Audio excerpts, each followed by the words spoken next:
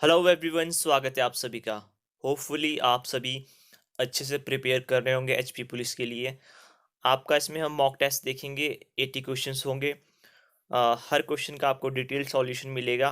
जितने भी आपके पॉसिबल क्वेश्चंस हैं जो या तो एग्जामिनेशन में पूछे गए हैं या पूछे जा सकते हैं, मैंने उनको भी कवर किया है। वीडियो को फास्ट फॉरवर्ड मत कीजिएगा या स्किप मत कीजिएगा, बिकॉज आपको कुछ भी समझ नहीं आएगा। वीडियो को लास्ट तक देखिएगा। चैनल को सब्सक्राइब नहीं किया तो प्लीज़ सब्सक्राइब करें। वीडियो लंबी इसलिए होगी क्योंकि आपके जो रीजनिंग और मैथमेटिक्स पोर्शन है, मैंने वहाँ पर आपको हर एक क्वेश्चन का डिटेल सॉल्यूशन दिया है। आप हमारे टेलीग्राम चैनल को भी ज्वाइन कर सकते हैं। लिंक आपको डिस्क्रिप्शन बॉक्स में मिल जाएगा।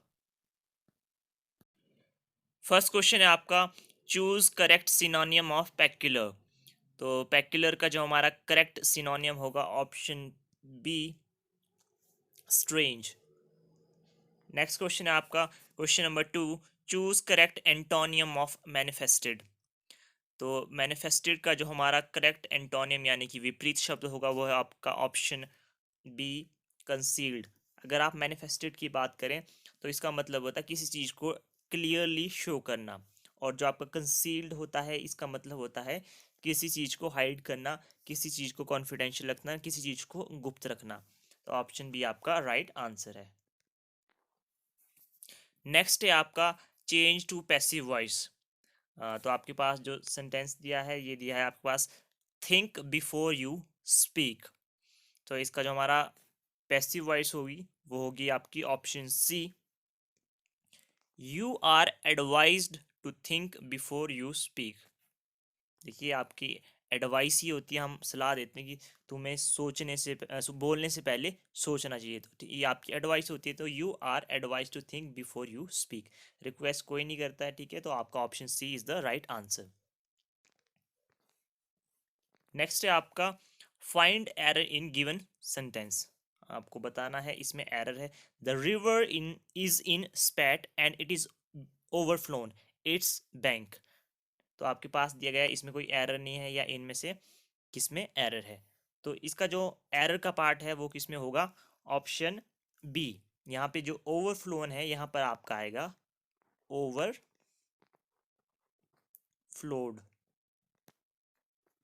ये आपका राइट आंसर होगा। तो आपका कौन से पार्ट में, ऑप्शन बी आपका जो है वो राइट आंसर होगा। इनकेस आपको वीडियो पसंद आ रही है तो प्लीज़ लाइक करें, चैनल को सब्सक्राइब नहीं किया है तो प्लीज़ सब्सक्राइब करें। नेक्स्ट है आपका, choose the correct sentence. Gold is more precious than any metal. Gold है वो आपका बहुत ही कीमती है दूसरी धातुओं से यानी कि मेटल से। तो आपके पास चार ऑप्शन दिए गए हैं। तो इसका जो हमारा राइट आंसर होना चाहिए वो होगा आपका option D, gold is more precious than any other metal. जब भी आपका कंपैरिजन होता है, जैसे आपका गोल्ड का कंपैरिजन हो रहा है आपके सेम ग्रुप से, मेटल से ही हो रहा है, ठीक है, तो वहाँ पर आप यूज़ करते हैं एनी अदर। तो आपका जो ऑप्शन डी है वो राइट आंसर होगा। तो चलते हैं हमारे नेक्स्ट क्वेश्चन पे। तो नेक्स्ट क्वेश्चन है हमारा, आई got your parcel dash Tuesday. आपके पास चार ऑप्शन है, सिंस, फॉर, टू, ऑन। तो इसका जो हमारा राइट आंसर होगा option D, on. I got your parcel on Tuesday. Next है आपका, he is proud dash his riches. तो आपके पास चार ऑप्शन दिए गए हैं, बाय, ऑफ, ऑन, ओवर। तो इसका जो हमारा राइट आंसर है, he is proud of his riches. Option D is the right answer. Next है आपका, ही इज डैश यूरोपियन। तो आपके पास चार ऑप्शन है, a, an, the, none of these. तो आपके जो वॉवल्स होते हैं, ए, ई, आई, ओ, यू।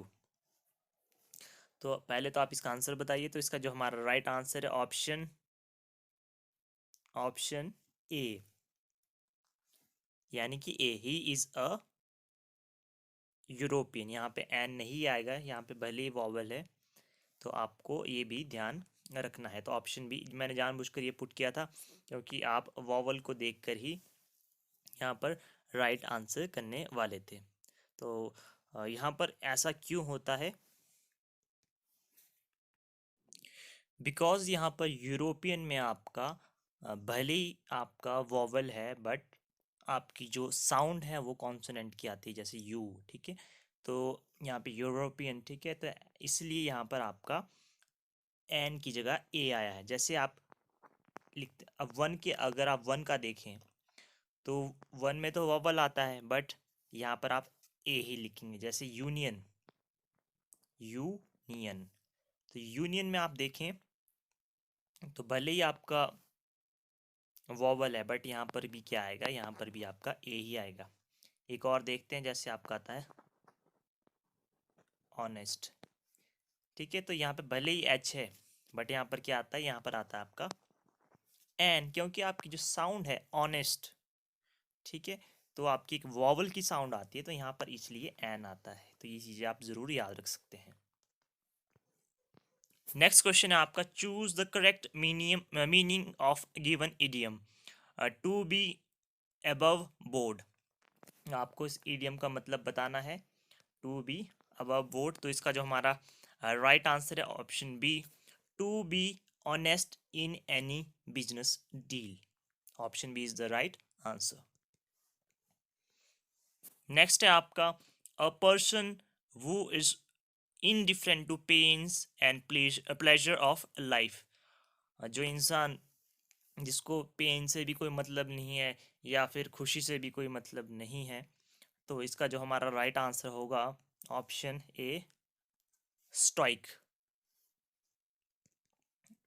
नेक्स्ट है आपका, find the correctly spelled word. तो आपके पास वर्ड दिया गया इन डिस्पेंसिबल, तो इसका जो हमारा राइट आंसर होगा ऑप्शन डी, इन डिस्पेंसिबल। इसका मतलब होता है वेरी इंपॉर्टेंट।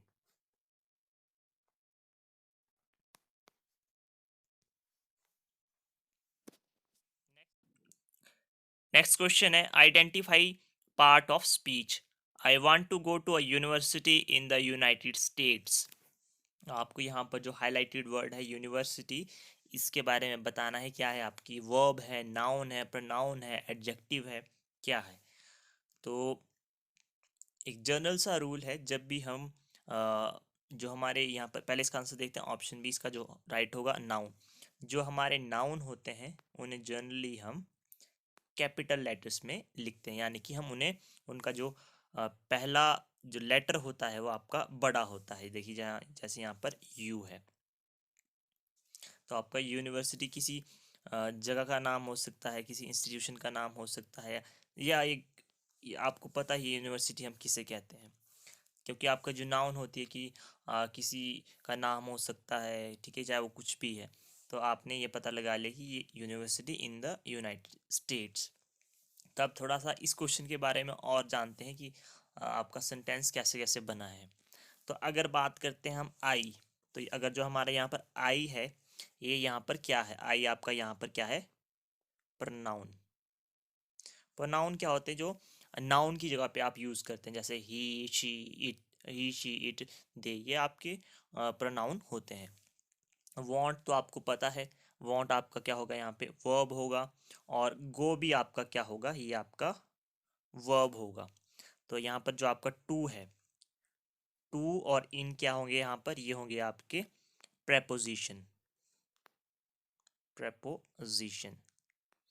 और वंस अगेन आपका यूनाइटेड स्टेट क्या होगा, यूनाइटेड स्टेट होगा आपका नाउन, क्योंकि किसी जगह का नाम है, देश का नाम है, United states of America.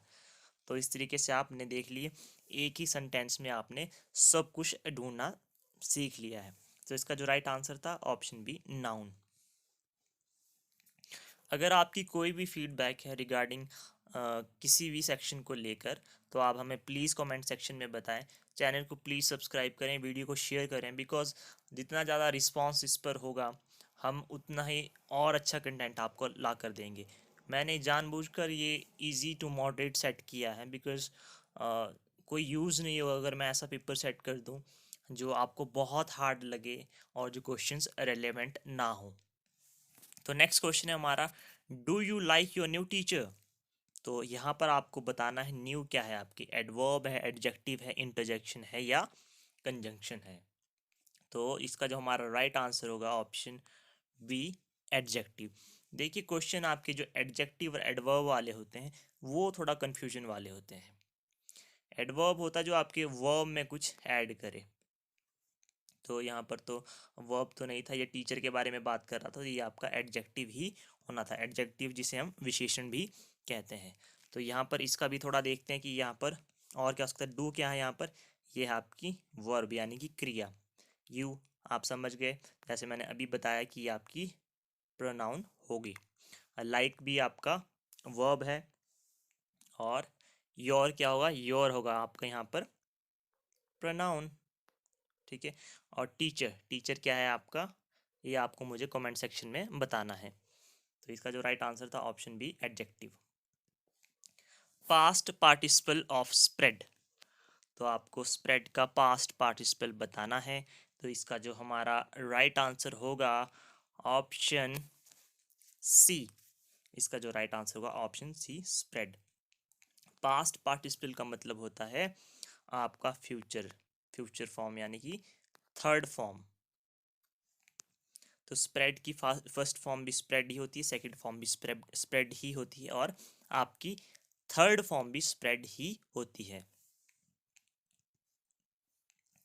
Next है आपका change the gender of Lord, तो आपको बताना है लॉर्ड का आपका जेंडर चेंज क्या होगा। तो ये होगा आपका ऑप्शन सी, लेडी। जैसे कहते हैं ना हम लैंड लॉर्ड, तो उसका क्या होता है, लैंड लेडी। तो इसका जो राइट आंसर था option C, lady. Plural of ovum, तो ओवम का आपका प्लूरल क्या होगा। तो इसका जो हमारा राइट आंसर है ऑप्शन बी, प्लूरल क्या होगा इसका, ओवा। आपको मुझे बताना है डेटम का प्लूरल क्या होगा। आपको कमेंट सेक्शन में बताना है डेटम का प्लूरल क्या होगा। तो ये थे आपके 16 क्वेश्चंस आपके जो इंग्लिश ग्रामर से थे। आपको क्या करना है, आपको एक तो अपना टोटल स्कोर बताना है कमेंट सेक्शन में, ताकि आपको पता चले कि जो आपके कॉम्पिटिटर्स हैं उनका स्कोर क्या रहा है। और आपको अपने हर सेक्शन से बताना है कि आपने जैसे 16 में से कितने लिए, तो आप बता सकते हैं कि फर्स्ट सेक्शन में आपके 14 आए, 15 आए या 16 आए। तो इस तरीके से आप कमेंट कर सकते हैं, और जो क्वेश्चंस पूछे गए हैं आप उन्हें भी कमेंट कर सकते हैं। तो आपका जो हिंदी ग्रामर स्टार्ट हो रहा है, क्वेश्चन नंबर 17, निम्न में से शुद्ध वर्तनी का चयन कीजिए। तो आपके पास जो शब्द है वो है आपका उन्नति। तो इसका जो हमारा राइट आंसर होगा ऑप्शन डी, उन्नति आपका शुद्ध शब्द है। नेक्स्ट है आपका क्वेश्चन नंबर 18, हिंदी भाषा किस लिपि में लिखी जाती है। हिंदी भाषा की लिपि कौन सी है। तो इसका जो हमारा राइट आंसर है ऑप्शन सी, देवनागरी। और गुरुमुखी जो आपकी लिपि है, ये आपकी जो आपकी पंजाबी लैंग्वेज है उसकी लिपि है, गुरुमुखी।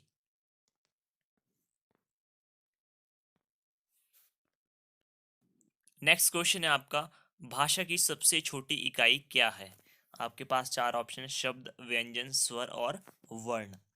तो आप सभी को पता है भाषा की सबसे छोटी इकाई है आपकी वर्ण।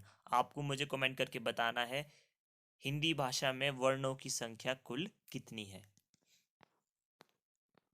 नेक्स्ट है आपका, निम्न में से अल्प प्राण वर्ण कौन से हैं। तो आपके पास चार ऑप्शन दिए गए हैं, अल्प प्राण इनमें से कौन सा है। तो इसका जो हमारा राइट आंसर होगा ऑप्शन बी, क और ग आपके क्या है, अल्प प्राण। नेक्स्ट है आपका शुद्ध वर्तनी का, आपको फिर से चयन करना है। शब्द दिया गया है आपके पास सृष्टि, तो इसका जो हमारा राइट आंसर होगा ऑप्शन सी, सृष्टि।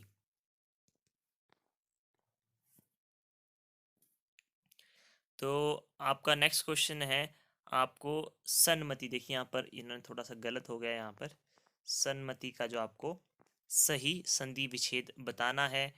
तो इसका जो हमारा राइट आंसर होगा ऑप्शन डी, सत जमा मति यानी कि सन्मति। यहाँ पर आप करेक्ट कर सकते हैं। नेक्स्ट है आपका जो धातु या शब्द के अंत में जोड़ा जाता है उसे क्या कहते हैं। जो धातु या शब्द के अंत में जोड़ा जाता है उसे हम क्या कहते हैं, उसे कहते हैं हम प्रत्यय। तो आपका जो राइट आंसर होगा ऑप्शन डी, उपसर्ग होते हैं जो आपके शुरू में जोड़े जाते हैं। ठीक है, तो आप ये भी देख सकते हैं, जो राइट आंसर था ऑप्शन डी। नेक्स्ट क्वेश्चन है आपका जिस समास के दोनों पद अप्रधान होते हैं वह कौन सा समास होता है। तो वो कौन सा समास होता है, तो इसका जो हमारा राइट आंसर है ऑप्शन डी, बहुव्रीहि। नेक्स्ट क्वेश्चन है आपका उत्पत्ति के आधार पर शब्द के कितने भेद होते हैं। उत्पत्ति के आधार पर शब्दों के कितने भेद होते हैं, ये होते हैं आपके ऑप्शन बी, 4।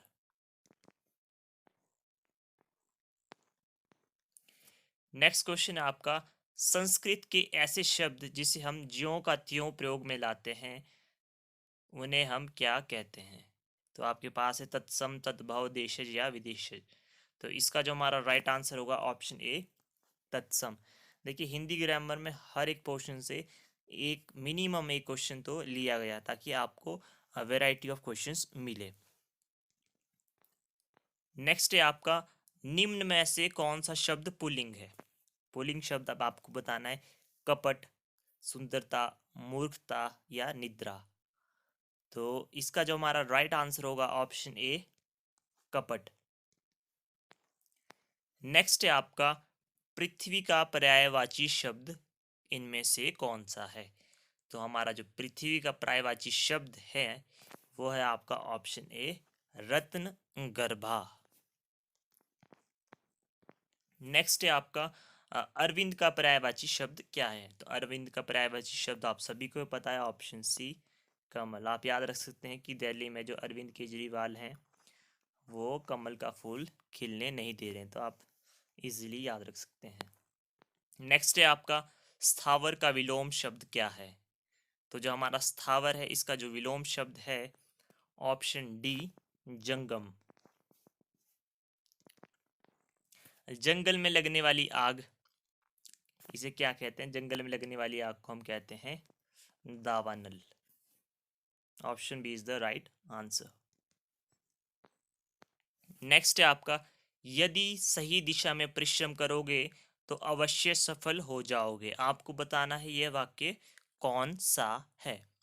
तो ये वाक्य है, किसका एग्जाम्पल है, ये है आपका ऑप्शन सी, मिश्रित वाक्य, जिसमें आपका कि, तो ऐसे शब्दों का उपयोग होता है वो आपका मिश्रित वाक्य होते हैं, या जिसमें एक कंडीशन होती है यदि आप सही दिशा में परिश्रम करोगे तो आप अवश्य सफल हो जाओगे। नेक्स्ट है आपका छुचुंदर के सर में चमेली का तेल का अर्थ है।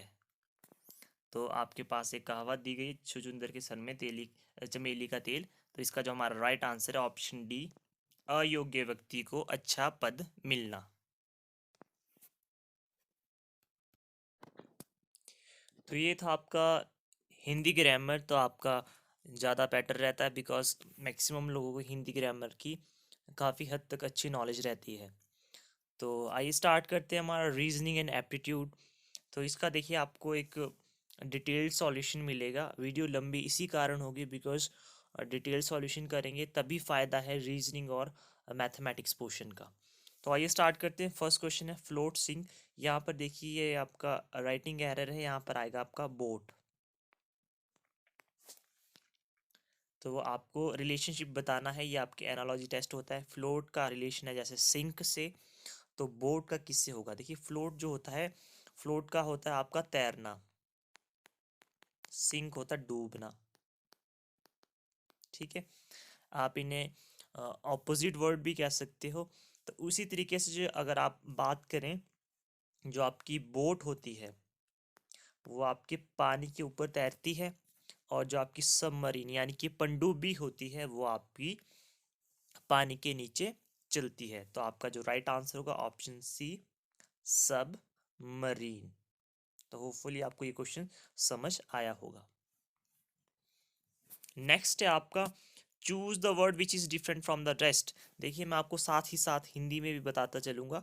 मैंने वही क्वेश्चंस को हिंदी में लिखा है या ट्रांसलेट किया है जहाँ पर ज़्यादा ज़रूरत है, बिकॉज इतनी इंग्लिश तो सभी को ही आती है। तो आपके पास चार ऑप्शन है, पांच ऑप्शन है, ऋग्वेदा, यजुर्वेदा, अथर्ववेदा, आयुर्वेदा और सामवेदा।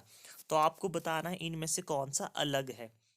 तो इनमें से जो अलग है वो है आपका ऑप्शन डी, आयुर्वेदा। ये आपकी ब्रांच ऑफ मेडिसिन है, ठीक है। बाकी तो आपके वेद है ऋग्वेद, यजुर्वेद, अथर्ववेद और सामवेद। तो आपका ऑप्शन डी जो होगा वो आपका राइट आंसर होगा। नेक्स्ट है आपके पास कंप्लीट सीरीज। आपके पास एक सीरीज दी गई है, आपको देखना है कि इससे आगे क्या आएगा। तो देखिए जब भी आपके पास आप देख रहे हैं इनमें डिफरेंस बहुत ज़्यादा बढ़ता जा रहा है, तो यहाँ पर प्लस तो नहीं होगा, यहाँ पर जमा नहीं होगा, यहाँ पर डेफिनेटली आपका जो है वो मल्टीप्लिकेशन यानी कि आपस में गुना हो रहा है। तो देखिए कैसे आप 8 से 28 कैसे बना सकते हैं। अगर आपने शुरू के एक दो बना दिए तो आपका एक पैटर्न सेट हो जाता है, तो आप इजीली क्वेश्चन कर पाएंगे। तो देखिए कैसे बनेगा। 8 को अगर आप 3 से मल्टीप्लाई करते हैं तो आपके पास, और उसमें कितना जोड़ते हैं, उसमें जोड़ते हैं 4। तो 8 को 3 से मल्टीप्लाई किया 24 और 4 28। इस 28 को आप 4 से मल्टीप्लाई करें और 4 ही जोड़ें। तो 28 को 4 से मल्टीप्लाई करते हैं तो 112 आता है, 112 में 4 जोड़े 116। 116 को आपने 4 से मल्टीप्लाई किया तो आपके पास आता है 580, और 580 में जोड़े 4, 584। तो जब आपने 584 को 4 से गुणा किया और 4 में ऐड किया तो ये बनता है 3504, और 3504 में जब आपने 4 ऐड किया तो कितना बनता है आपके पास 3508। तो आपका जो राइट आंसर होगा ऑप्शन सी 3508, यानी कि 3508। तो ऑप्शन सी आपका राइट आंसर है।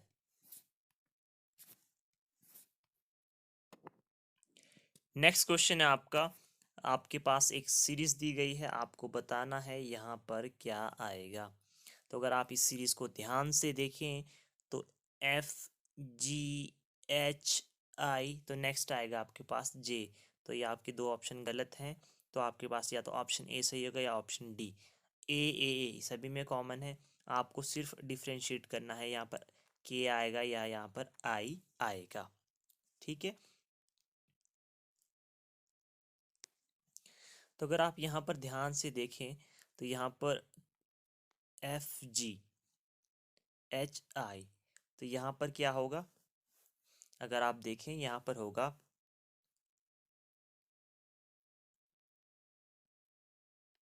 ठीक है, यहाँ पर आपका आना चाहिए जे और यहाँ पर आना चाहिए आपका के, क्योंकि देखिए एफ जी एच आई जे के, ठीक है। तो आपका जो ऑप्शन ए वो आपका राइट आंसर होगा। नेक्स्ट है आपका arrange the words given below in a meaningful sequence. आपको इन वर्ड्स को ऐसे सीक्वेंस में लगाना है कि इनसे एक मीनिंग बने। तो आपके पास है की, डोर, लॉक, रूम और स्विच ऑन। तो देखिए इसमें से आपका क्या करेक्ट आंसर हो सकता है। तो देखते हैं कैसे बन सकता है।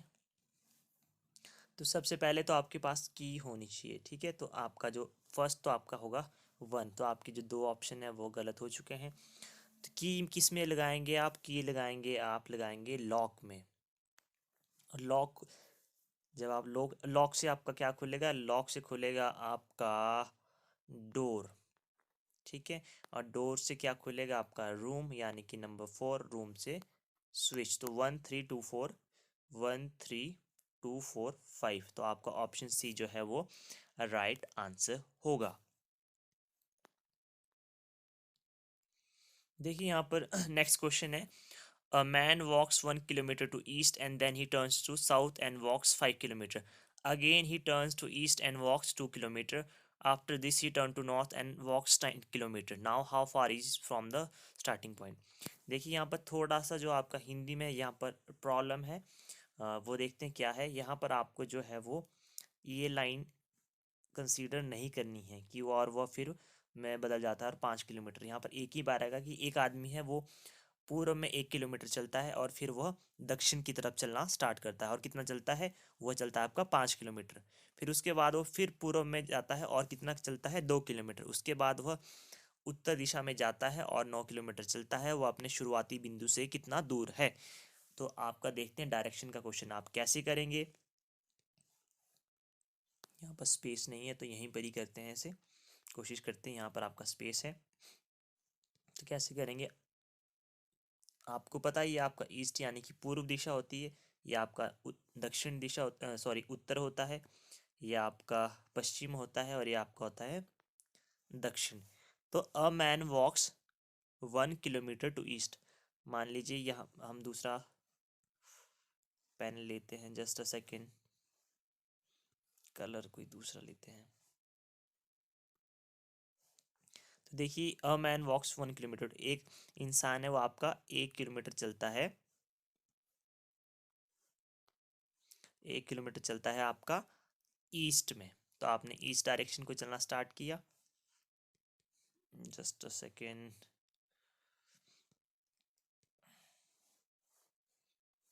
ठीक है, आपने 1 किलोमीटर चलना स्टार्ट किया ईस्ट के, ठीक है, तो ये आपका हो गया 1 किलोमीटर। फिर क्या बोलता है, अब आप साउथ की तरफ को चलना स्टार्ट करते हैं और कितना चलते हैं, 5 किलोमीटर, आप चले साउथ की तरफ और ये कितना हुआ आपका 5 kilometre. Again he turns to east, ठीक है, और ईस्ट की तरफ ही यानी कि आपकी पूर्व दिशा की तरफ चलते हैं, तो कितना चलते हैं, वो चलते हैं 2 किलोमीटर, ठीक है। तो जब वो 2 किलोमीटर चलते, after he turns to the north, अब यहाँ से वो कहाँ की तरफ को मूव करते हैं, वो मूव करते हैं आपके नॉर्थ की तरफ को, और कितना चलते हैं, वो चलते हैं आपके 9 किलोमीटर। अब आपको बताना है वो स्टार्टिंग पॉइंट से कितना दूर है, ठीक है। तो ये आपका टोटल है 1 किलोमीटर, ये आपका होगा कितना 2, तो आपका जो यहाँ से यहाँ तक का जो होगा ये आपका हो जाएगा कितना, टोटल 3 मीटर, ठीक है। और ये आपका कितना है, ये टोटल यहाँ से यहाँ तक कितना है, 9। तो अगर आप यहाँ पर देखें तो ये आपका कितना है, 5 यहाँ तक, और इससे ऊपर कितना है, 4। तो आपको यहाँ से और यहाँ तक का डिस्टेंस बताना है। तो यहाँ पे आपको कुछ नहीं करना है, यहाँ पर आपकी लगेगी पाइथागोरस थ्योरम, ठीक है। तो ये वाली साइड कितनी है आपकी टोटल, ये वाली साइड है आपकी कितनी, देखिए ये आपकी 3 मीटर, और ये वाली साइड कितनी है आपकी, ये है आपकी 4। और आपको बताना है इस पॉइंट में, इस वाले पॉइंट से वो जो आपका स्टार्टिंग पॉइंट था, यहाँ से और यहाँ तक कितना डिफरेंस है, कितना वो दूर है। तो इसमें कुछ नहीं होता है, आपको पता है। हम इसे मिटा लेते हैं, जस्ट अ सेकेंड। देखिए हमारे पास जो क्वेश्चन बना है वो क्या बना है,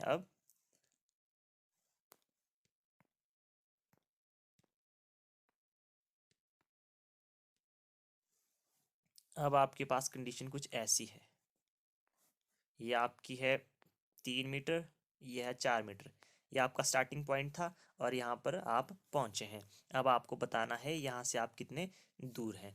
तो कुछ नहीं होता, आपको पता है पाइथागोरस थ्योरम क्या होती है हमारी, आपका जो हाइपोटेनस का स्क्वायर यानी कि कर्ण का स्क्वायर इक्वल टू आपका आधार का स्क्वायर, ठीक है, प्लस भुजा का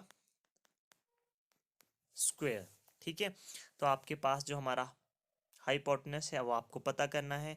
आधार कितना है आपके पास, आधार है आपके पास 3, तो 3 का स्क्वायर प्लस जो भुजा है, ये आपका जो परपेंडिकुलर है या लंब है जिसे हम कह सकते हैं, लंब है, इसका जो हमारा है वो कितना है, 4 का स्क्वायर। तो कर्ण का स्क्वायर आपको पता ही है, 3 3 3 9 और 1 4 16, 16 9 कितने हुए, 25। तो यहाँ पर आपके पास बचता है कर्ण का स्क्वायर इक्वल टू 25। तो आपके पास जो कर्ण है वो कितना आ जाएगा, √25, तो 25 का √ कितना आता है 5। तो इस तरीके से जो आपका राइट आंसर होगा वो होगा आपका ऑप्शन सी 5 किलोमीटर। देखिए एक बार हम इसे और देखते हैं थोड़ा सा, कि यहाँ से यहाँ तक जब वो चला तो वो चला 1 किलोमीटर, फिर उसने टर्न लिया और वो चला 5 किलोमीटर, फिर उसने फिर से टर्न लिया तो वो चला 2 किलोमीटर, और फिर फाइनली उसने 9 किलोमीटर चलना स्टार्ट किया। तो आपको इस वाले पॉइंट से और इस वाले पॉइंट के बीच में पता करना था कि कितना डिस्टेंस है। तो ये तो आपको पता है, ये आपका 5 हो गया था, यहाँ से यहाँ तक 1 था, और ये आपका टोटल 2 था, तो ये टोटल कितना बना, ये बन गया 3। ये आपका 5 है तो इसके ऊपर टोटल ये जो था ये 9 था, तो 5 और 4 9। तो इस तरीके से आपकी जो बनी थी ये एक ट्राइंगल बनी थी कुछ इस तरीके से 3 और 4, और आपको यहाँ से यहाँ का डिस्टेंस पता करना था, तो आपने इजीली फाइंड किया। तो ये आपका ऑप्शन सी राइट आंसर है। होपफुली आपको ये क्वेश्चन समझ आया होगा। नेक्स्ट क्वेश्चन है आपका क्वेश्चन नंबर 40।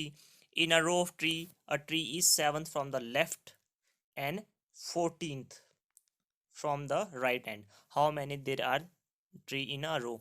आपको बताना पेड़ों की एक लाइन है, और एक पेड़ बाएं छोर से 7वें और दाएं छोर से 14वें नंबर पर है। पंक्ति में कितने पेड़ हैं, आपको कुछ नहीं करना है। आपको क्या करना है, जो भी आपके पास नंबर दिया 14 + 7 कितना हुआ 21, और उसमें से कितना घटा देना 1। तो आपके पास जो राइट आंसर होगा ऑप्शन सी 20। या इसी तरीके से अभी आपसे कभी पूछे कि एक लाइन में इतने बच्चे हैं, ठीक है, मान लीजिए जैसे ये होता कि एक लाइन में 20 बच्चे हैं, ठीक है, आपके लेफ्ट से, और जो 30 हैं वो आपके राइट से, ठीक है। तो आपको बताना है कि वहाँ पर कितने बच्चे थे, तो आपको कुछ नहीं करना था, 20 + 30 करना है और -1 कर देना है, तो आपका जो राइट आंसर हो जाना था। तो इसका जो हमारा राइट आंसर था ऑप्शन सी 20। आपको जनरली कुछ नहीं करना था, n-1 करना होता है। नेक्स्ट है आपका a pineapple cost ₹7 each, a watermelon cost ₹5 each, X spend ₹38 on these fruits, the number of pineapple purchased is. आपको बताना है एक अनानास की जो कीमत है वो ₹7 है, और जो आपका तरबूज है उसकी कीमत ₹5 है। एक इंसान है, उसने एक्स मान लीजिए उसका नाम मिस्टर एक्स है, और उसने ₹38 के फ्रूट लिए। तो आपको बताना है कि अनानास की खरीद क्या है। तो देखिए क्वेश्चन बहुत इजी है, आपकी कॉमन सेंस पे बेस्ड क्वेश्चन है, मैंने जानकर डाला है। तो क्या है यहाँ पर, आप अगर विद ऑप्शंस जाएं, ठीक है, मान लीजिए आपको पता है कि अनानास, अगर आप टोटल का ध्यान रखना आपको 38, अगर आप 2 अनानास लेते हैं, आपको पाइनएप्पल बताना है, तो 7 दूनी 14, ठीक है। बाकी तो आपका जो वाटरमेलन यानी कि तरबूज है वो ₹5 का है, तो आप टोटल इससे 38 नहीं बना सकते हैं, क्योंकि यहाँ पर 4 आ गया। अब जब आप इसमें मान लीजिए 10 जोड़ते हैं, 20 जोड़ते हैं, तो ये बन ही नहीं पाएगा, टोटली 38 नहीं आएगा, तो आपका ऑप्शन ए गलत हो गया। अब आप बात करते हैं जो आपके पाइनएप्पल हैं, अगर आप मान लीजिए 3 लेते हैं, 7 या 21, ठीक है, तो 38 ये भी नहीं बना सकता, क्योंकि 5 जोड़ेंगे, 10 जोड़ेंगे, 15 जोड़ेंगे तो भी नहीं बनेगा। अब बात करते हैं 4 की, ठीक है, तो आप 4 से कैसे बना सकते हैं, 7 × 4, 7 चुके 28, अब 8 आ गया है, ठीक है। उसने 4 तो ले लिया आपके अनानास, ठीक है, और अगर वो 2 लेता है आपके तरबूज, एक तरबूज कितने का है, ₹5 का, ठीक है, तो 5 दूनी 10, तो 28 + 10 कितने हो गए आपके 38। तो उसने क्या किया, 4 लिए आपके अनानास यानी कि पाइनएप्पल, और 2 लिए उसने आपके वाटरमेलन, तो टोटल बना कितना 38। तो आज का जो हमारा राइट आंसर था ऑप्शन सी 4। नेक्स्ट क्वेश्चन है आपका A B C are sisters, D is the brother of E and E is the daughter of B, how is A related to D. आपको ए और D का relation बताना है। तो आपकी जो ए बी सी बहनें हैं, डी ई का भाई है और ई बी की बेटी है, डी ए और डी कैसे आपस में संबंध रखते हैं। तो आपको दिया गया है कि D is the brother of E and E is the daughter of B, ठीक है। जो ई है आपकी वो किसकी बेटी है, वो बेटी है आपकी बी की, ठीक है। और डी है किसका, जो डी है वो आपका ई का भाई है, मतलब वो आपका किसका बेटा हुआ? वो बेटा हुआ आपका बी का। और आपकी ए बी सी तो सिस्टर है, तो आपकी जो ए है वो डी से कैसे रिलेट हुई? तो वो कैसे रिलेट हुई? वो हुई आपकी जो ए है, ठीक है, वो आपकी मैटरनल आंट, ठीक है, वो आपकी जो मैटरनल आंट होगी वो किससे रिलेट करती है? वो रिलेट करती है आपकी डी से। तो इसका जो हमारा राइट आंसर होगा ऑप्शन डी, आंट। नेक्स्ट है आपका the sum of ages of 5 childrens born at the interval of 3 years each is 50 years, what is the age of youngest child? प्रत्येक 3 वर्ष के अंतराल पर जन्म लेने वालों बच्चों की आयु का योग 50 वर्ष है। सबसे छोटे बच्चे की उम्र क्या है? तो आपको कहा गया है कि आपके पास 5 बच्चे हैं, ठीक है, और उनकी जो एज का डिफरेंस है, ठीक है, पहला आपका जो मान लीजिए पहला जिसका एज अभी 2 है, तो उसके बाद जो दूसरा वो है वो 5 का है, वो 8 का है, तो ऐसे ऐसे आपसे पूछा गया है। तो आपको जो टोटल सम दिया गया है 5 बच्चों की एज का, वो कितना दिया गया है? वो दिया गया है आपका 50। तो देखते हैं कि कैसे ये क्वेश्चन हो सकता है। आपको बताया पूछा गया है कि आपको सबसे छोटे बच्चे की उम्र बतानी है। तो हम मान लेते हैं कि जो आपका पहला बच्चा है, ठीक है, उसकी जो आयु है वो कितनी है? 4 साल। हमने मान ली 4 साल। तो अगले की कितनी होगी? अगले की होगी 4 + 3, क्योंकि 3 साल का डिफरेंस है, ठीक है। तो आ गया दूसरे की एज 7। तो तीसरे की क्या होगी? 7 + 3 कितनी होगी? 10। चौथे की होगी इसी तरीके से 13, और पांचों की होगी 16। तो अब इसे टोटल करते हैं। 16 और 13 13 कितने होते हैं? 29, ठीक है। 29 और 10 कितने? 39। 39 और 7 कितने होते हैं? 46। और 46 और 4 कितने होते हैं? 50, ठीक है। तो आपका जो आंसर होना था ऑप्शन ए, 4 years। देखिए क्वेश्चन थोड़ा बहुत ही ज़्यादा इजी था, थोड़ा क्या बहुत इजी था, बट समवट टाइम क्या होता है कि हम एग्ज़ाम में होते हैं तो हमें क्वेश्चन टफ ही लगते हैं। इसीलिए मैंने आपको क्वेश्चन इस तरीके से डाले हैं कि सभी क्वेश्चंस आपके फॉर्मूला बेस्ड नहीं होते हैं, कुछ में आपकी मोस्ट इम्पॉर्टेंट कॉमन सेंस भी यूज़ होती है।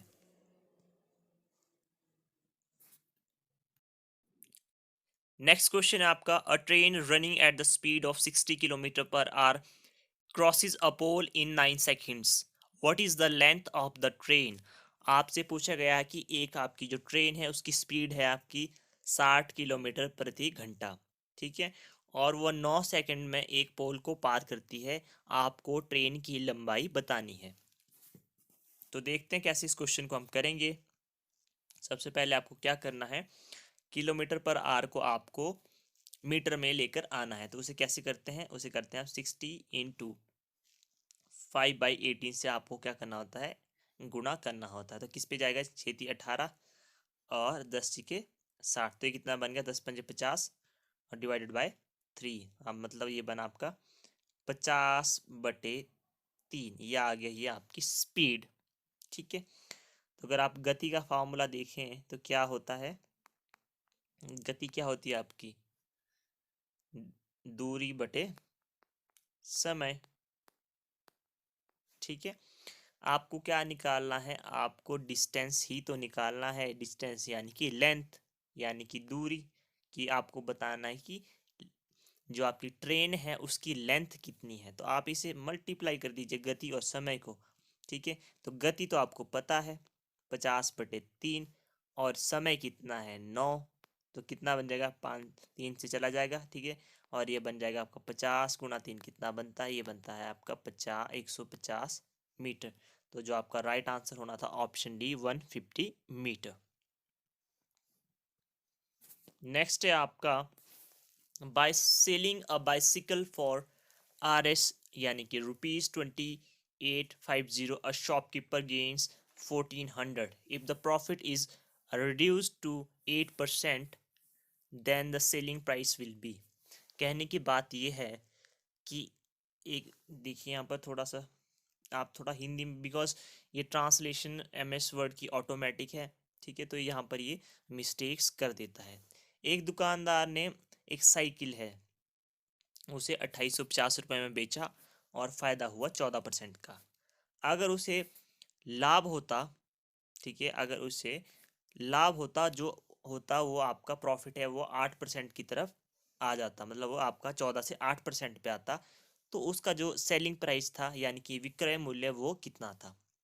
तो देखिए उसने बेचा है 2850 में, तो और उसे फायदा हुआ है, तो उसने जो खरीदा था वो खरीदा था उसने कम में, तभी तो उसे फायदा हुआ है।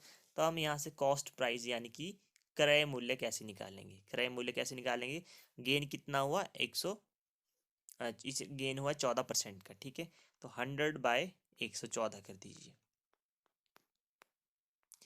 अब हमने 114/100 क्यों नहीं किया, क्योंकि देखिए गेन किया है, ठीक है, और जो आपका कॉस्ट प्राइस होगा यानी कि जो क्रय मूल्य होगा इससे कम तभी आएगा जब आप बड़ी रकम को नीचे रखेंगे। तो यहाँ से जब आप इसे काटेंगे, ठीक है, तो ये कटेगा कितने पे, ये जाएगा आपका 25 पे, तो आपका यहाँ से जो क्रय मूल्य यानी कि कॉस्ट प्राइस आएगा वो कितना आ गया 2500, ठीक है। अब क्या हुआ, जो आपका प्रॉफिट है, ठीक है, आपका जो प्रॉफिट है वो घट चुका है 8% पे, ठीक है, आपके जो प्रॉफिट है वो घट चुका है 8% पे।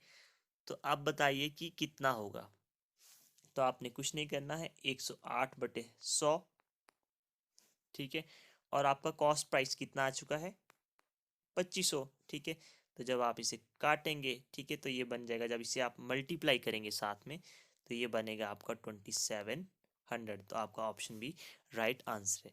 देखिए हमने क्रय मूल्य क्यों निकाला, क्योंकि क्रय मूल्य पर ही आप इसे कैलकुलेट कर पाएंगे, ठीक है, कि आपका जो सेलिंग प्राइस कितना था, अगर आपका 8% मार्जिन पे या उसे प्रॉफिट होता है, तो आपका जो ऑप्शन बी था वो आपका राइट आंसर है। नेक्स्ट है आपका, if 10 men can do a piece of work in 12 days, the time taken by 12 men to do the same work will be। अगर 10 पुरुष 12 दिन में काम को ख़त्म करते हैं, तो 12 पुरुष उसी काम को कितने दिनों में ख़त्म करेंगे। तो देखिए ये तो बहुत इजी क्वेश्चन है, कैसे, या तो आप ऐसे कर लीजिए 10 × 12 = 12 × x, ठीक है, यहाँ से कैंसिल हो जाएगा, आंसर आ जाएगा आपके पास 10। अगर आप सीधी कॉमन सेंस पे बात देखें, जब आपके पास 10 आदमी हैं तो 12 दिन में करते हैं, अब आपके पास 12 आदमी हो गए, ठीक है, आदमी बढ़ गए तो दिन आपके कम लगेंगे, पहले 10 बंदों ने 12 में किया तो आप 12 बंदे 10 में करेंगे, तो आपका जो राइट आंसर है option B 10 days. Next question है आपका, P and Q invested in a business, the profit earn was divided in the ratio 2:3। If P invested 40,000, the amount invested by Q is. Question ये है कि P and Q ने एक business run किया और जो प्रॉफिट था 2:3 में डिवाइड कर लिया, ठीक है, और जो आपका पी का इन्वेस्टमेंट था वो 40,000 था, तो क्यू का इन्वेस्टमेंट कितना रहा होगा। तो इसे आप कैसे कर सकते हैं, इसे कर सकते हैं आप, मान लीजिए क्यू ने क्यू रुपीज़ ही लगाए हैं, ठीक है, मतलब उसने इसका इन्वेस्टमेंट कितना था, क्यू ही था, तो 40,000 सैकड़ा हज़ार 10,000 रेशो क्यू इक्वल टू 2:3, जो आपकी एक्चुअल रेशो है, तो ये क्या बन जाएगा 40,000 divided by Q equal to 2/3। इसे आप क्रॉस मल्टीप्लिकेशन कीजिए तो ये बनेगा आपके पास 40,000 गुणा 3 divide by 2 equal to Q. जब आप इसे कट करेंगे तो ये बन जाता है आपके पास 60,000। तो आपका जो राइट आंसर होगा ऑप्शन बी 60,000। देखिए मान लीजिए आपको इस तरीके से नहीं आता है, आप ऑप्शन से ही करना चाहते हैं, तो आप कैसे कर सकते हैं। अब आपको पता है कि पी का इन्वेस्टमेंट कितना है 40,000, ठीक है, आपको क्यू का कोई आइडिया नहीं है अभी, आपने मान लिया क्यू का इन्वेस्टमेंट है 50,000, ठीक है। जिन लोगों को मैथमेटिक्स में प्रॉब्लम है उनके लिए बहुत ज़्यादा इंपॉर्टेंट होगा। मान लीजिए मैं मान लेता हूँ ए का जो क्यू का इन्वेस्टमेंट है वो है 50,000, तो 50,000 ये और 40,000 है, कितने हुए टोटल 90,000। तो पी और क्यू का कितना हुआ, आपका इन्वेस्टमेंट हो गया 90,000। अब क्या कर सकते हैं आप, अब आप यहाँ से 90,000 में से पी का शेयर निकालिए, जो कितना आना चाहिए सॉरी, पी का इन्वेस्टमेंट आना चाहिए 40,000, तो क्या है आपका 2/5, ठीक है, ये 2:3 है, बट आप शुरू में किसका निकालना है, आपको निकालना है पी का रेशो कितना है 2, ठीक है, और टोटल इसमें आप कर देते 2 और 3 5, ठीक है, तो यहाँ से कितना आएगा 18 पंजे 90, ठीक है, और आपके पास 3 जीरो, 1 2 3, तो 18 दूना 36,000। क्लियरली आपका ऑप्शन ए गलत है, क्योंकि पी का इन्वेस्टमेंट कितना था, 40,000। अब देखते हैं 60,000 से ही, तो 60 और 40,000 कितना होता है आपका, 1 लाख। तो 1 लाख, सैकड़ा, हजार, 10,000, लाख, मल्टीप्लाई बाई 2/5, कट कीजिए, 20 पंजे 100, और 3 जीरो, 1 2 3, कितना बना, सैकड़ा, हजार, 10,000, और इसे मल्टीप्लाई करें 2 से तो कितना आता है, 40,000। तो आपको चेक करने की ज़रूरत ही नहीं है, तो आपका जो ऑप्शन बी है वो राइट आंसर होगा। नेक्स्ट है आपका, the percentage increase in the area of a rectangle if each of its side is increased by 20% is। कुछ नहीं, आपको ये पूछा गया कि आयत के क्षेत्र में कितनी वृद्धि होगी, कितने प्रतिशत वृद्धि होगी अगर आप उसकी हर एक साइड की जो साइज है वो 20% बढ़ा दें। तो कैसे आप कर सकते हैं, अगर आपको समझ नहीं आया तो आप कैसे कर सकते हैं। मान लीजिए आपकी एक आयत है, यानी कि रेक्टेंगल है। मैंने मान लिया इसकी एक साइड ये है जो कितनी है, 20, ये आपकी 10। तो रेक्टेंगल का एरिया क्या होगा, ये होगा आपका लेंथ इंटू विड्थ। तो ये आ जाएगा आपके पास टोटल कितना, 200, ठीक है। अब क्वेश्चन ये है कि आपने इसमें 20% का इंक्रीज कर दिया हर साइड में, ठीक है। हम सॉरी। तो जब आपने 20 में इस वाली साइड में 20% का इंक्रीज किया, 20/100, कितना आ जाएगा, यहाँ से इससे ये जीरो कैंसिल, इससे ये जीरो कैंसिल, दो दूनी 4, मतलब अब वो साइड कितने की होगी, अब 20 की जगह वो साइड हो चुकी है 24 की, ठीक है, क्योंकि 20% उसमें इंक्रीज हुआ है। उसी तरीके से जब आप 10 में 20% का इंक्रीज करेंगे तो कितना आएगा, ठीक है, ये आएगा आपके पास 2। तो अब इसकी जो साइड पहले 10 की थी वो कितनी होगी, 12। पहले एरिया था 200, अब कितना आएगा, 24 दूना 48, और 24, ये आ गया आपके पास 288। तो जब पहले साइड नॉर्मल थी 20 और 10, तो आपके पास एरिया था 200, पर अब आपने इंक्रीज किया 20% का इसकी चारों साइड्स में, ठीक है। तो अब आपके पास एरिया कितना आया, 24 और 12 कितने बनते हैं, 288। अब आपको बताना कितना इंक्रीज हुआ, पहले था 200, अब है हमारे पास 288, तो इनका डिफरेंस कितना आया, 88। अगर आपसे सिंपल डिफरेंस पूछा होता कितना ज़्यादा है, बट नहीं, आपसे पूछा गया परसेंटेज। तो आप परसेंटेज किस पे कैलकुलेट करेंगे, जो आपका ओरिजिनल था। ओरिजिनल कितना था, 200 मल्टीप्लाई बाय 100, तो जब ये आ गया आपके पास 44% आपका जो है राइट आंसर होगा। देखिए, अगर आप ऐसे करते तो आपके लिए मे भी मुश्किल होता, ठीक है, जिन्हें मैथमेटिक्स की अच्छी नॉलेज नहीं है, या इनका जो समझते कि मैथ्स अच्छा नहीं है, तो आप ऐसे भी एग्जाम्पल्स ले लेके क्वेश्चंस को सॉल्व कर सकते हैं। तो ये था आपका मैथमेटिक्स पोर्शन। होपफुली आपको देखिए ये मॉक पसंद आ रहा होगा, बिकॉज इसे बनाने में मुझे बहुत ज़्यादा मेहनत लगी है, और क्वेश्चंस इस तरीके से मैंने चूज़ किए हैं कि आपका जो एक मोराल है, मनोबल है, वो आपका डाउन ना जाए, बिकॉज फर्स्ट ही आपका मॉक होगा जो आप मेरे चैनल पे देख रहे होंगे। इन केस आपको मैथमेटिक्स के और भी क्वेश्चंस देखने हैं तो मैं आपको प्लेलिस्ट का लिंक दूंगा, आप आई बटन में जाकर देख सकते हैं। आफ्टर दिस मॉक आप मेरी जो फॉरेस्ट गार्ड की जो प्लेलिस्ट है आप उसे ज़रूर चेक करें, वहाँ पर आपको मेरे मैथमेटिक्स के भी मिलेंगे, बायोलॉजी के, फिजिक्स के, केमिस्ट्री के क्वेश्चंस भी मिलेंगे। और जो पुलिस की आपकी जो प्लेलिस्ट है उसमें मैंने मैथमेटिक्स में आपके एक मॉक लिया है, आपके प्रोबेबिलिटी के क्वेश्चंस किए हैं, और जो फॉरेस्ट गार्ड है वहाँ पे आपके मैंने इक्वेशंस वाले क्वेश्चंस को कैसे सॉल्व किया जाए वो भी बताया है। चैनल को प्लीज़ सब्सक्राइब करें। वीडियो को अगर आपको लग रहा है कि अच्छी है तो प्लीज़ लाइक करें, अपने दोस्तों के साथ भी ज़रूर शेयर करें। तो आइए स्टार्ट करते हैं हमारा जनरल अवेयरनेस का सेक्शन। तो फर्स्ट क्वेश्चन है, in Indian polity which one is supreme, भारतीय राजनीति में सबसे सर्वोच्च कौन है। तो इसका आंसर आप सभी को ही पता होगा, the option B, the constitution. संविधान से ऊपर कोई भी नहीं है, यह आप सभी जानते हैं। सुप्रीम कोर्ट के बारे में अगर हम बात करते हैं, सुप्रीम कोर्ट के जो हमारे current chief justice of India है वो कौन है? वो है आपके एन.वी. रमन्ना साहब।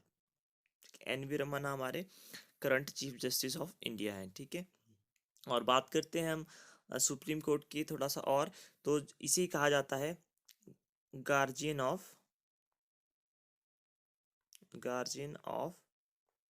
कॉन्स्टिट्यूशन, मतलब आपके संविधान का रक्षण, या गार्जियन ऑफ फंडामेंटल राइट, जो आपके फंडामेंटल राइट्स होते हैं या मूलभूत अधिकार होते हैं, उनका गार्जियन भी आपको सुप्रीम कोर्ट को ही कहा जाता है। बात करते हैं पार्लियामेंट की। पार्लियामेंट जो हमारी संसद है, उसके दो हाउस होते हैं, दो सदन होते हैं। उच्च सदन, उच्च सदन कहते हैं हम किसे, यानी कि अपर हाउस, इसे कहते, किसे कहते हैं हम, ये कहते हैं हम राज्यसभा को। आपका जो लोअर हाउस यानी कि निम्न सदन होता है, वो होता है आपका लोक सभा। तो कभी कभी क्वेश्चन ये भी पूछा जाता है कि पार्लियामेंट के अंतर्गत कौन कौन आता है, ठीक है। जैसे अभी तो मैंने आपको बताया कि आपका लोकसभा, राज्यसभा, एक ऑप्शन आपको ये दिया होगा, एक ऑप्शन में आपके पास ऐसा होगा कि लोकसभा, राज्यसभा एंड प्रेसिडेंट। तो आपको याद रखना है वो भी आपके इसमें पार्लियामेंट में ही आते हैं, वो भी एक इनका अभिन्न अंग है। तो ठीक है, आप पार्लियामेंट में आप क्या क्या कर सकते हैं, एक तो आपका आएगा राज्यसभा, एक आएगा लोकसभा प्लस प्रेसिडेंट, ठीक है। जब आपके ऑप्शन में तीनों होंगे, ठीक है, तो आपको ये ऑप्शन करेक्ट करना है। वैसे इसके दो अंग होते हैं, लोकसभा और राज्यसभा। नेक्स्ट है आपका the method of constitutional amendment is provided in, जो आपका संविधान संशोधन है वो आपके किस आर्टिकल में उसका विवरण दिया गया है। तो इसका जो हमारा राइट आंसर होगा ऑप्शन ए, आर्टिकल 368, 367 में आपका ऐसा तरीका है जिससे आप संविधान संशोधन कर सकते हैं। जानते हैं बाकी आर्टिकल के बारे में भी। तो जो आपका आर्टिकल 352 है, यह है आपका नेशनल इमरजेंसी। अगर कभी भी राष्ट्रीय आपातकाल हो तो वो किस आर्टिकल से रिलेट करता है, वो होता है आपका आर्टिकल 352। कई बार पूछे जाते हैं आर्टिकल 356, ये प्रेसिडेंट रूल लग जाता है जब भी आपकी जो आपकी कॉन्स्टिट्यूशनल मशीनरी होती है वो फेल हो जाती है, वहाँ पर आपका लगता है प्रेसिडेंट रूल। अगर आप बात करते हैं आर्टिकल 360 की, तो ये होती है आपकी फाइनेंशियल इमरजेंसी, यानी कि जिसे हम कहते हैं वित्तीय आपातकाल। तो देखिए मैंने जानबूझकर ये लिखे हैं बिकॉज ये पूछे जाते हैं, तो आपका एक ही क्वेश्चन से सारे ऑप्शंस भी हो गए और बाकी क्वेश्चंस भी बन गए हैं। नेक्स्ट है आपका वो गेव स्लोगन इनकलाब जिंदाबाद। इनकलाब जिंदाबाद का नारा किसने दिया था? तो इसका जो राइट आंसर होगा, आपके पास चार ऑप्शन है, शहीद भगत सिंह, हसन मोहानी, चंद्रशेखर आजाद और सुभाष चंद्र बोस। तो हमारा जो इसका राइट आंसर होगा ऑप्शन बी, हसरत मोहानी। और देखिए कुछ लोगों को ये लग रहा होगा या फिर जो मेरे साथ जुड़े हैं इस चैनल से उन्हें पता है कि इनकलाब जिंदाबाद हसरत मोहानी ने दिया था, बट इन केस अगर आपके पास कभी ऑप्शन में हसरत मोहानी ना हो, ठीक है, तो आप शहीद भगत सिंह कर सकते हैं। बिकॉज जो पॉपुलर जो ये हुआ था नारा, वो शहीद भगत सिंह जी के कारण ही हुआ था, तो हमें ये लगता है कि ये नारा भी इन्होंने ही दिया होगा। नहीं तो इसका जो राइट आंसर है ऑप्शन बी, हसरत मोहानी। नेक्स्ट है आपका which is the smallest planet in the solar system, सौर मंडल में सबसे छोटा ग्रह कौन सा है?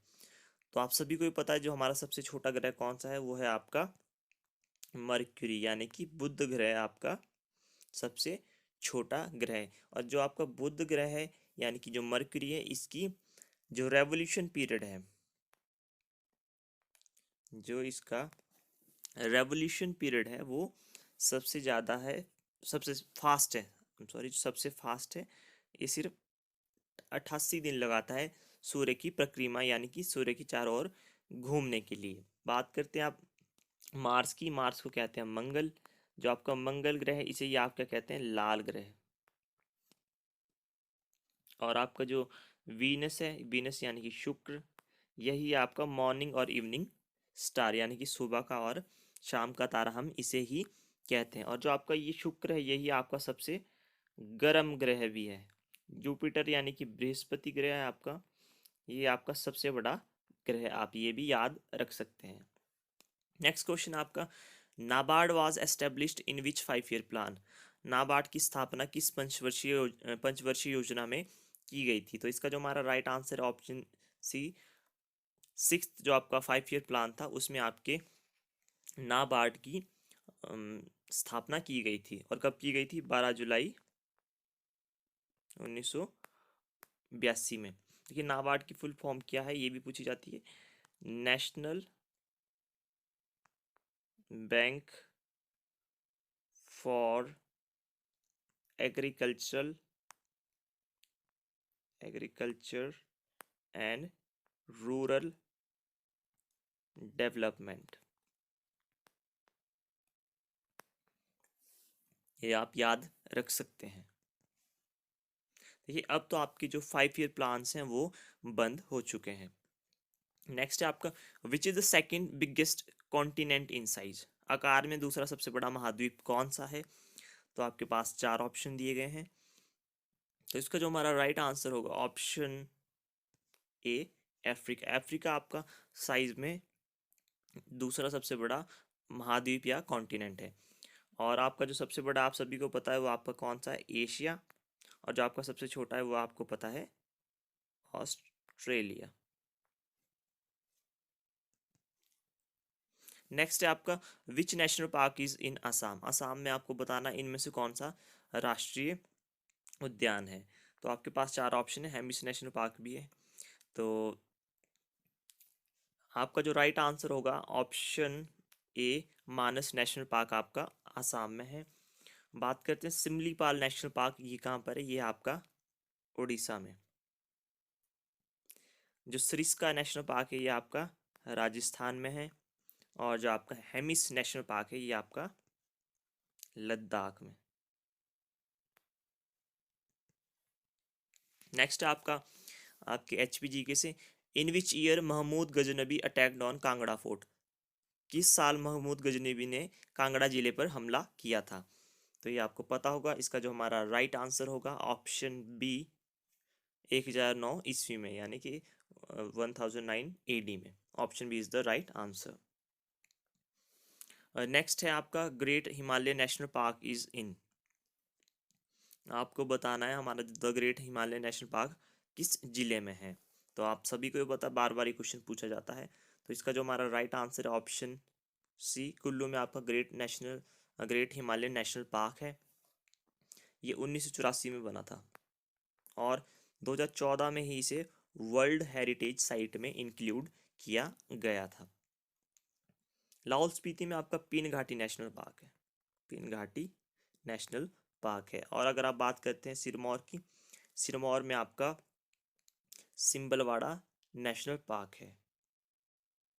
और सिरमौर में ही आपका एक सुकेती फॉसिल पार्क भी है, सुकेती फॉसिल पार्क। आपको मुझे कमेंट सेक्शन में बताना है हिमाचल में कितने नेशनल पार्क्स हैं। नेक्स्ट है आपका, Beas river is originated from which place. जो आपकी ब्यास नदी है वो किस स्थान से निकलती है? आपके पास 4 ऑप्शन है, रोहतांग पास, रॉक्स लेक, बड़ा बंगाल या बारालाचा पास। तो इसका जो हमारा राइट आंसर होगा, आपकी ब्यास रिवर जो है वो निकलती है आपकी रोहतांग पास से। तो आपका जो ऑप्शन ए है, ऑप्शन ए रोहतांग पास आपका करेक्ट आंसर होगा। आपकी जो राक्स लेक है यानी कि राक्षस लेक, ये आपकी यहाँ से कौन सी नदी निकलती है? यहाँ से आपकी निकलती है सतलुज। और जो बाणासुर है उसका जो संबंध है वो आपका राक्स लेक से ही है। बड़ा बंगाल से निकलती है आपकी रावी, ठीक है। और जो आपका चिनाब है वो निकलती है आपकी बारालाचा पास से। तो आप ये भी याद रख सकते हैं। नेक्स्ट है आपका, which one of the following is not an artificial lake. इनमें से कौन सी एक कृत्रिम झील नहीं है? आपके पास 4 ऑप्शन है, गोविंद सागर लेक, पंडोर, रिवाल्सर एंड पोंग। तो इसका जो हमारा राइट आंसर है ऑप्शन सी, रिवाल्सर लेक आपकी आर्टिफिशियल यानी कि कृत्रिम झील नहीं है। गोविंद सागर लेक जो है आपकी सबसे बड़ी आर्टिफिशियल लेक यानी कि कृत्रिम झील है, जो आपकी बिलासपुर में है। पंडोल लेक आपकी पड़ती है मंडी में। और जो आपकी पोंग लेक है ये है आपकी कांगड़ा में। नेक्स्ट है आपका सुई fair is celebrated in which district. किस जिले में सुई मेला मनाया जाता है? तो सुई मेला आपको पता है कहाँ का फेमस है। सुई मेला आपका चंबा में मनाया जाता है। तो आपका जो ऑप्शन सी है वो आपका राइट आंसर है। ये 61 क्वेश्चन यहीं पे ऐड हो चुका है। रघुनाथ मंदिर is in which district. Raghunath मंदिर आपका किस जिले में है? तो आपका जो रघुनाथ मंदिर है आपको पता ही है, ऑप्शन ए कुल्लू डिस्ट्रिक्ट में आपका रघुनाथ मंदिर है। Next question, Himachal became part C state in which year. Himachal किस साल में ग राज्य की श्रेणी में आया था? ठीक है, हिंदी में कुछ इसे ऐसे ही कहते हैं, पार्ट सी यानी कि ग राज्य की श्रेणी में आया था। तो ये क्वेश्चन बार बार पूछा जाता है। तो इसका जो राइट आंसर है ऑप्शन ए 1951 में आपका हिमाचल पार्ट सी स्टेट बना था।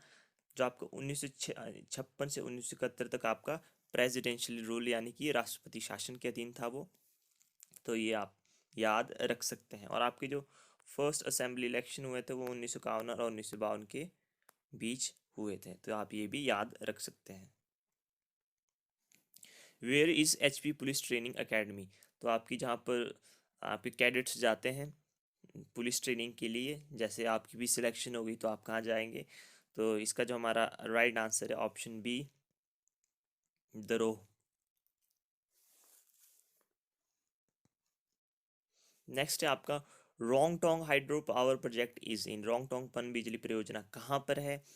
तो इसका जो हमारा राइट आंसर है ऑप्शन बी लाहौल स्पीति। तो ये थे आपके जो जनरल अवेयरनेस से आपके जो क्वेश्चंस बनते थे। अब चलेगा आपका जनरल साइंस एंड मैथ्स। तो आइए देखते हैं जनरल साइंस से फर्स्ट क्वेश्चन आपका question number 65। Which one of the following is a non metal that remains liquid at room temperature. आपको बताना है कौन सी एक अधातु, यहाँ पे गैर धातु लिखा है, यहाँ पर आपका अधातु आएगा, जो कमरे के तापमान पर भी लिक्विड यानी कि तरल अवस्था में रहती है। तो ऐसी कौन सी आपकी जो ब्रोमीन है आपकी, एक तो ये अधातु है नॉन मेटल है, और ये आपके रूम टेम्परेचर पर तरल या लिक्विड अवस्था में रहती है। तो अगर मैं आपसे बात करूं ऐसी धातु जो आपकी रूम टेम्परेचर पर लिक्विड रहती है, वो है आपकी मरकरी। इसलिए तो आप इसे आपके जो थर्मोमीटर्स होते थे उसमें भी यूज़ करते थे। अब तो डिजिटल आ चुके हैं, अभी भी यूज़ होते हैं। और भी रीज़न है कि आप मरकरी को क्यों थर्मोमीटर में यूज़ करते हैं।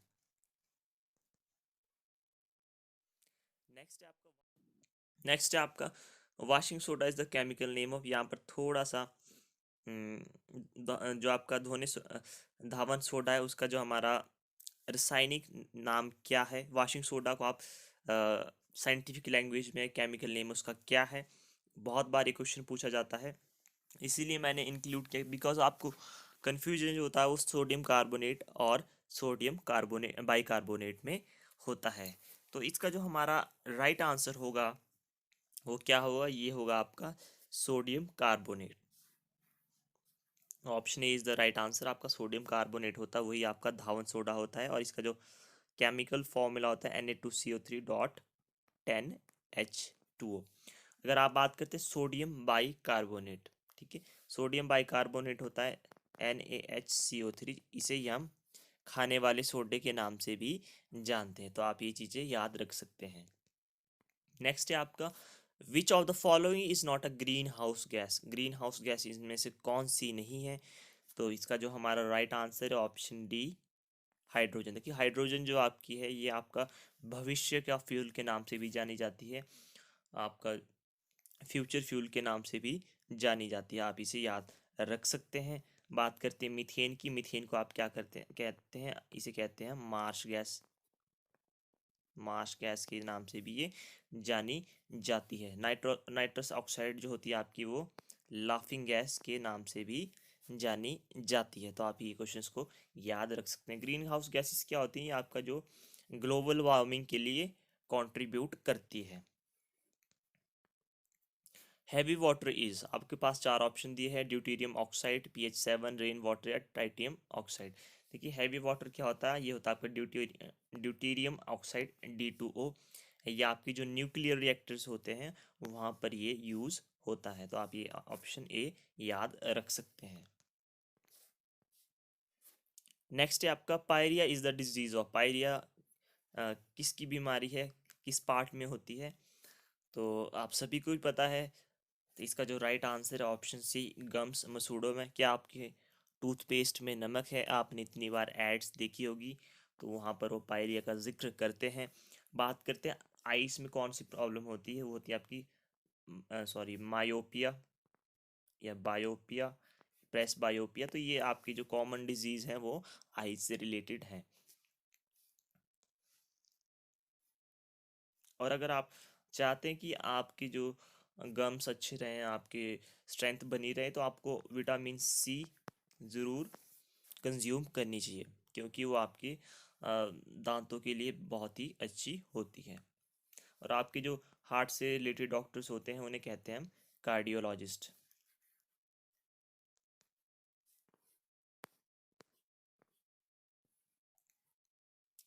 नेक्स्ट क्वेश्चन है आपका, which of the following vitamin aid in blood clotting. कौन सी जो आपकी विटामिन है वो आपके रक्त का जो थक्का जमता है अ, उसमें कंट्रीब्यूट करती है? वो है आपका ऑप्शन ए, जो विटामिन के है आपकी, वो ब्लड क्लॉटिंग के लिए सबसे ज़्यादा जिम्मेवार है। अगर आपका देखिए ब्लड क्लॉटिंग यानी कि आपका रक्त का थक्का ना जमे, तो आपका जो खून का रिसाव वो होता ही रहेगा इन केस आपको चोट लगती है, और आपके लिए वो सीवियर हो सकता है। तो बात करते हैं आपके बाकी ऑप्शंस की। तो आपसे केमिकल नेम पूछे जाते हैं। तो विटामिन ए के बारे में अगर हम बात करें, तो विटामिन ए से जो आपका डिजीज़ होता है नाइट ब्लाइंडनेस यानी कि रितौंधी। और विटामिन ए का जो आपका केमिकल नेम है उसे कहते हैं हम रेटिनॉल। रेटिनॉल। विटामिन बी के बारे में देखिए, इसकी तो आगे बहुत है। जनरली अगर आपसे सिंपली विटामिन बी या B1 के बारे में पूछा जाए तो होता है आपका थायमीन। थायमीन, ठीक है।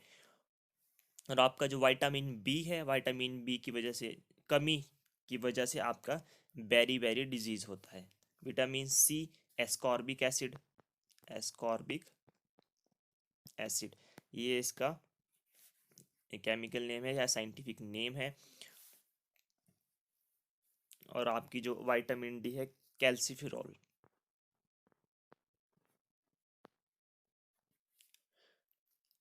और आपकी जो विटामिन ई है वो है आपकी टोकोफिरॉल। देखिए मैंने इस पे बहुत ही जो हमारे आपके जो फॉरेस्ट गार्ड के लिए जो मैंने प्लेलिस्ट बनाई है उसमें मैंने आपको विटामिन का एक एक क्वेश्चन आपको बहुत ही एक्सप्लेन करके बताया है, इसलिए मैंने आपको यहाँ पर शॉर्ट में बताया। नेक्स्ट मॉक्स आएंगे तो हम उसमें और भी ज़्यादा बेटर आपको बताएंगे।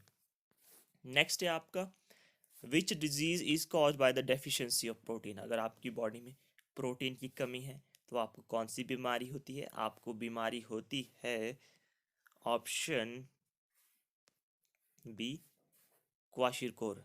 देखिए आपकी जो ज़्यादातर आपकी बीमारी होती है आपके बच्चों में होती है, उनकी जो हड्डियां होती है बहुत ही फ्रेजाइल या मतलब बहुत ही वीक हो जाती है। अभी मैंने आपको बताया विटामिन बी, बी की वजह से आपको होता है बेरी बेरी, ए की वजह से रितौंदी, और एनीमिया आपको किस की कमी के कारण होता है? जब आपकी बॉडी में मिनरल आयरन की यानी कि आयरन की कमी हो जाती है तो आपको एनीमिया की प्रॉब्लम होती है।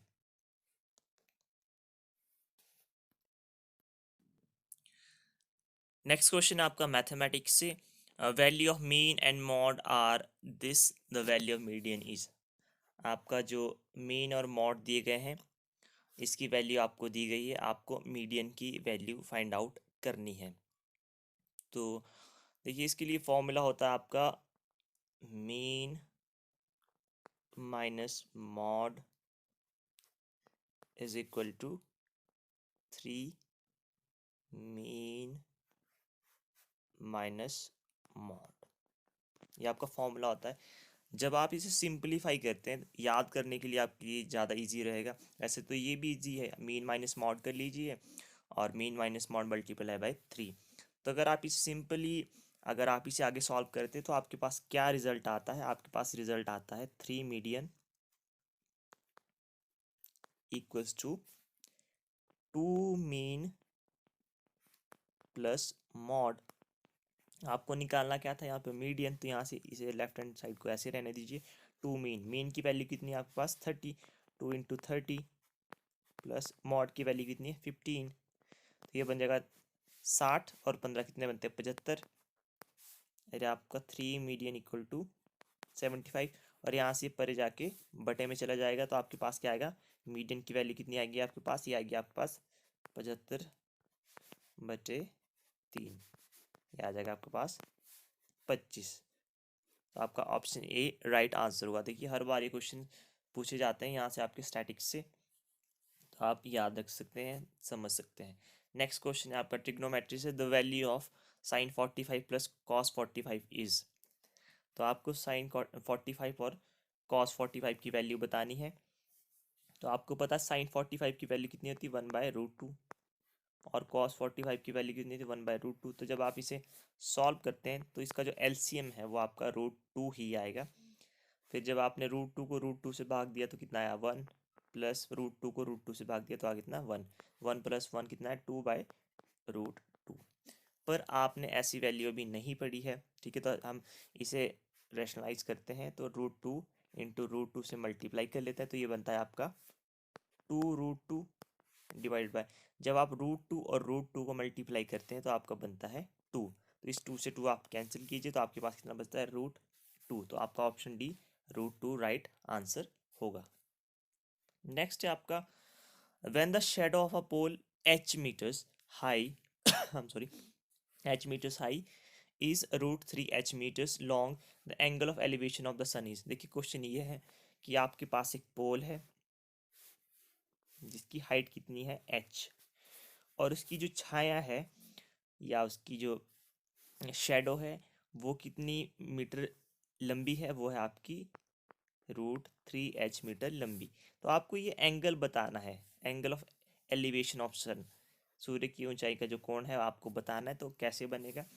तो आपके पास एक फॉर्मूला होता है PBP/HP, पंडित बद्री प्रसाद हर हर बोल। तो देखिए आपके पास ये है आपका लंब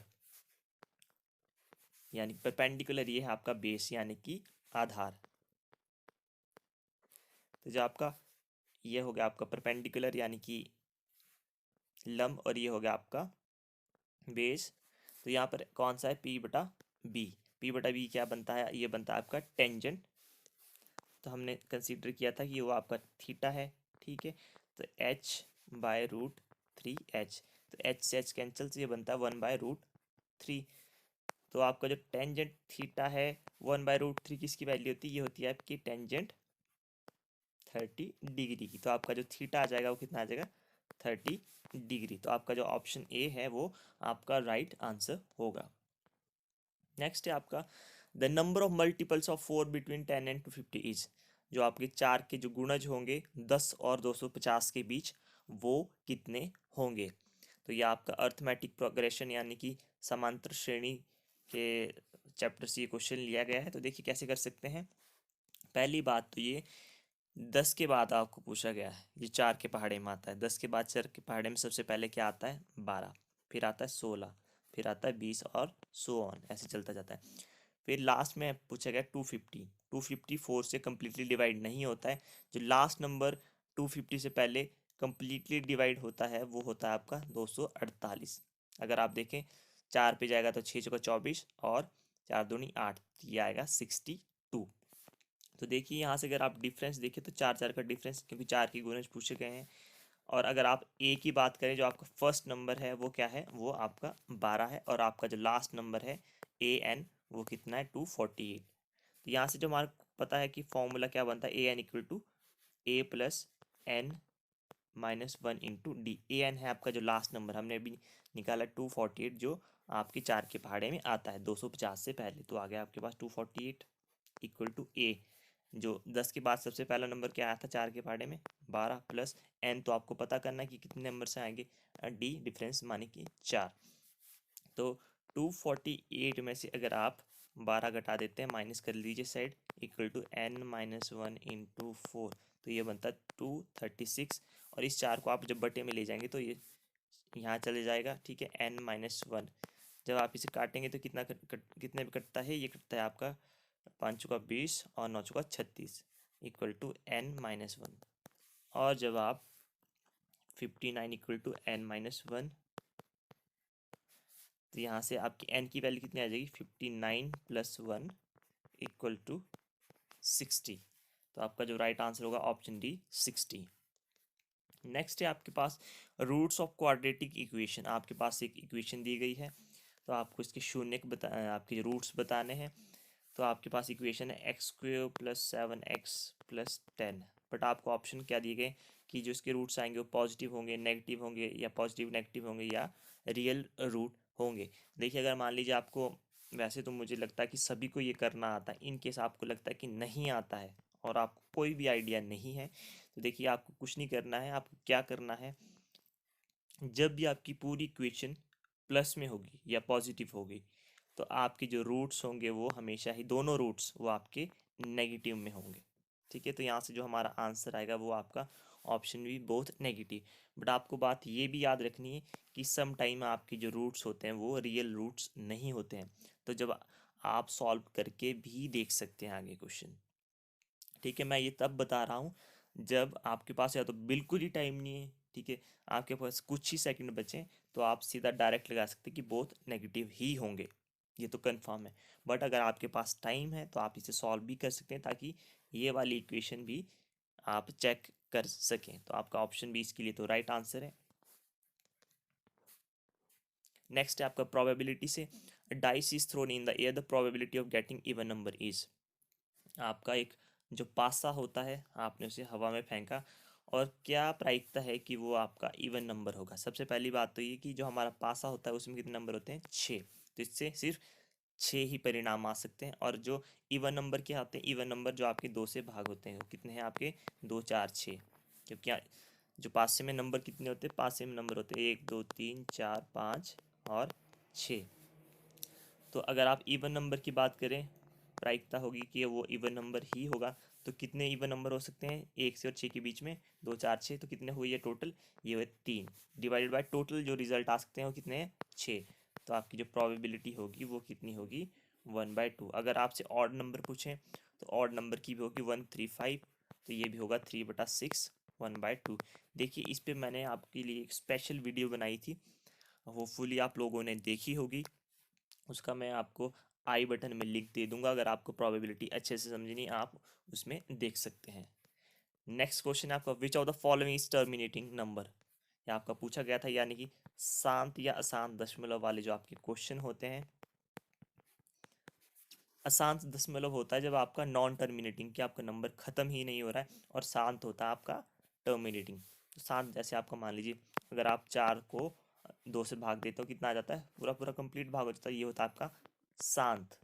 ठीक है, और अगर आप बात करते हैं 1/3 को, तो ये बन जाता है आपका अशांत, यानी कि नॉन टर्मिनेटिंग। तो यहाँ से आपको देखिए ऑप्शन, आपसे क्वेश्चन पूछा गया कि आपको टर्मिनेटिंग यानी कि शांत दशमलव बताना है। एक तो तरीका ये है कि आप इसे पूरा पूरा भाग करें। देखिए अगर आप भाग करने जाएंगे तो आपको 4 नंबर्स को भाग करना पड़ेगा, और ये वाला थोड़ा ज़्यादा ही टफ लग रहा है कुछ। तो इसको करने का तरीका ये होता है, मैंने देखी जो आपका मैथ्स का मॉक टेस्ट लिया था उसमें मैंने बहुत अच्छे से ये बताया था कि शांत और अशांत को आपको कैसे करना है। तो कोई भी नंबर होगा, जैसे इसका अगर हम हर देखें यानी कि डिनोमिनेटर देखें 3125, तो ये कैसे ब्रेक कर सकते हैं, 5 × 5 × 5 × 5 × 5 को 5 से करेंगे 25, 25 पंजे 125, 625 और 625 पंजे 3125। तो जब भी आपका जो डिनोमिनेटर है उसमें आपकी या तो 5 की पावर आए या 2 की पावर में कुछ भी बने तो वो आपका टर्मिनेटिंग नंबर ही होता है।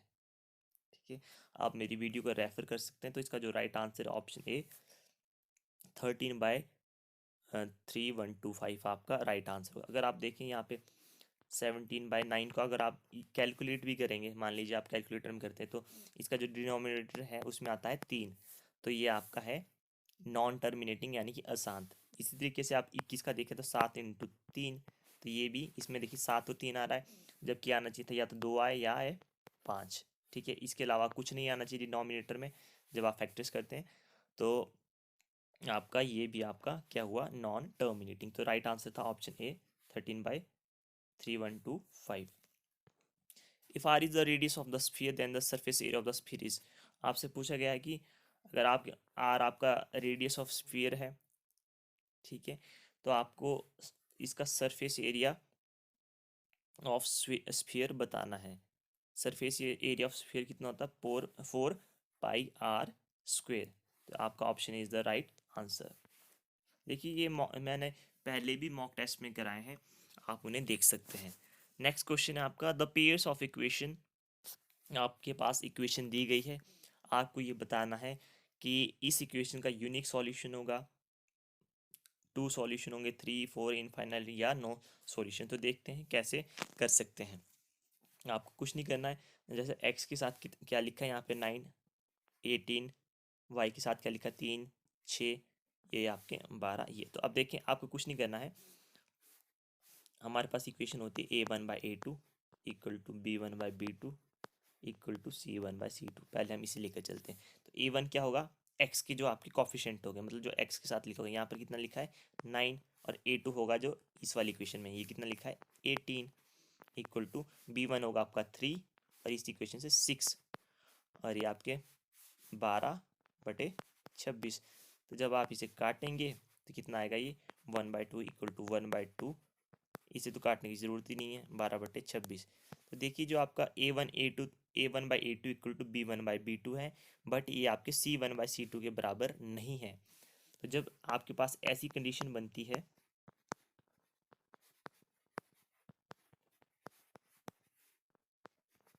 जब आपका a1/a2 बराबर होता है b1/b2, बट वो बराबर नहीं होता है c1/c2 के, तो इस कंडीशन में आपके पास कोई भी सॉल्यूशन नहीं होता है।